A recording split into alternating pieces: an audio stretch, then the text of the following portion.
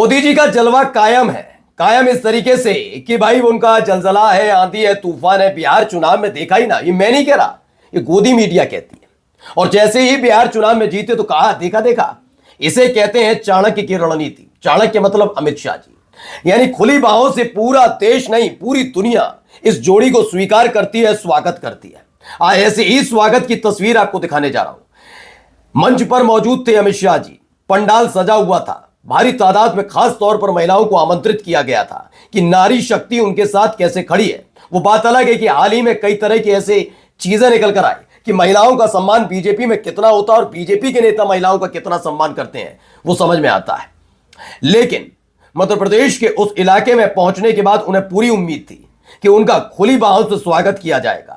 नारेबाजी भी हो रही थी। उन्हें लगा जिंदाबाद जिंदाबाद के नारे लग रहे हैं, लेकिन अचानक से कपड़ा लहराया जाने लगा। ये कपड़ा जिस रंग का था उसे विरोध के तौर पर देखते हैं। फिर गौर से सुना क्या बोल रहे हैं लोग। अरे ये तो विरोध में नारे लगा रहे हैं, और हो गया मूड खराब। जी हां, अमित शाह का भयंकर विरोध हुआ है, और यह विरोध किसी और ने नहीं बल्कि महिलाओं ने आगे आकर किया। लाडली बहन योजना के तहत जिन महिलाओं को पैसा देकर खेला करने की कोशिश हमेशा बीजेपी करती रही, बिहार चुनाव में तो देख ही लिया, वही खेल अब भारी पड़ गया है। यही नहीं, आज आपको यह भी दिखाऊंगा क्यों आखिरकार इनका विरोध होता है, आम जनता इनके खिलाफ क्यों खड़ी है और क्यों एसआईआर के बहाने ये माहौल बनाते हैं। क्योंकि जो सरकारी सुविधाएं हैं उनका इस्तेमाल ये मोदी जी के कार्यक्रम के लिए करते हैं। वहां पर भी लोगों का गुस्सा फूट पड़ा। कहां क्या हुआ है दिखाता हूं। नमस्कार, मैं हूं प्रांजल गौतम और आप देख रहे हैं नेशन 360। इतना जबरदस्त विरोध पहले भी आपने देखा होगा, ऐसी बात नहीं है, पहली बार दिखाने जा रहा हूं।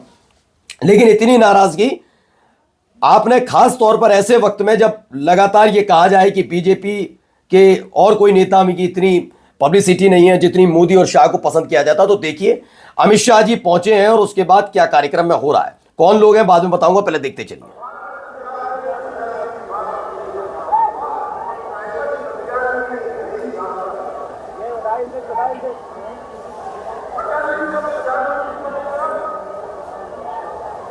तो झंडे लहराए जा रहे हैं, आप देख रहे होंगे। क्यों लहराए गए वो सब बताऊंगा, लेकिन फिलहाल अभी आप देखते चलिए।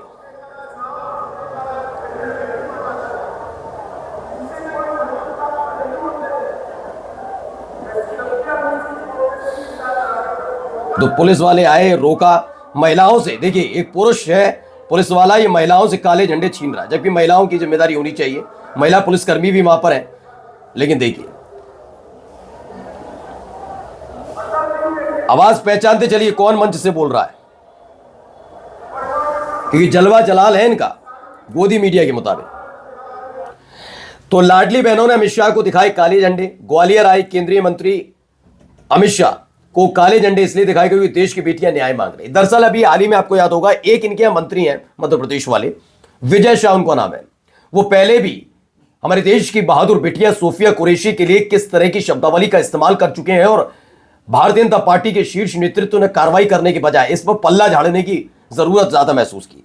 उन्होंने बताया कि हमारे को मत देखो, आप कांग्रेस के नेताओं को देखो, कांग्रेस के नेता क्या बोल रहे हैं, हमारा जो बोलता है यानी कि वो सही बोलता होगा, इस टाइप का ये दिखा रहे थे। अब यहां पर इनके साथ खेल होता हुआ भी नजर आया है। हुआ क्या कि अमित शाह पहुंचे थे और उनके कार्यक्रम को देखो कितना बेतहाशा, बहुत शानदार तरीके से आयोजित किया गया था। लेकिन इस कार्यक्रम में अचानक से काले झंडे लहरा दिए। अब इनकी जगह अगर पुरुष होते तो आप जानते हैं कि पुलिस वाले जिस मोहब्बत के साथ इनसे झंडे छीन रहे थे, झंडे छीन नहीं रहे होते। इनके साथ अगर इन पर डंडे या लाठीचार्ज भी कर दिया जाता तो छोटी बात थी, क्योंकि अमित शाह का कोई विरोध नहीं करेगा, मोदी शाह का विरोध नहीं कर सकते। मोदी शाह का विरोध मतलब देश का विरोध, आप यानी देश के गद्दार घोषित कर दिया। ऐसे हालात पैदा किए जाते हैं। लेकिन फिलहाल महिलाओं ने मोर्चा संभाला और हालत खराब हो गई।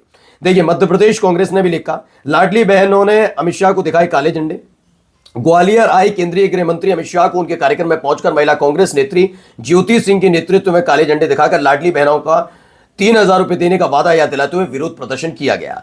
इस विरोध प्रदर्शन ने कहीं ना कहीं थोड़ी टेंशन बीजेपी की ऐसे वक्त में बढ़ाई है, क्योंकि अगर ये कांग्रेस का ही प्रदर्शन होता तो एक बार के लिए बीजेपी इतनी परेशान नजर नहीं आती। लेकिन वो जानते हैं ये प्रदर्शन कांग्रेस की तरफ से नहीं है, कांग्रेस के साथ जनता भी जुड़ती हुई नजर आ रही है। शायद यही वजह है कि जिससे टेंशन में नजर आए खुद अमित शाह भी। खैर आगे की एक और खबर आपको दिखाऊंगा, लेकिन उससे पहले हालात क्या है वो समझिए। अभी आपने देखा कुलदीप सिंह सेंगर वाला मसला।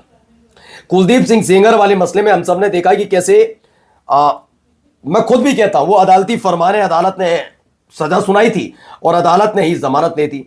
इस पर आप सवाल वैसे नहीं कर सकते कि इसमें सरकार या किसी को दोषी ठहराए, लेकिन पीड़िता को अधिकार पूरा है कि अगर वो अदालत के फैसले से संतुष्ट नहीं है तो वो उसके खिलाफ बोले भी और उसके खिलाफ कदम भी उठा सकती है, चाहे वो सुप्रीम कोर्ट जाए, कहीं भी जाए, लेकिन ये जिम्मेदारी बनती है। लेकिन बीजेपी का चरित्र खुलकर कैसे आया? पहले ओम प्रकाश राजभर योगी सरकार के मंत्री हैं, उन्होंने माहौल उड़ा दिया रेप पीड़िता का।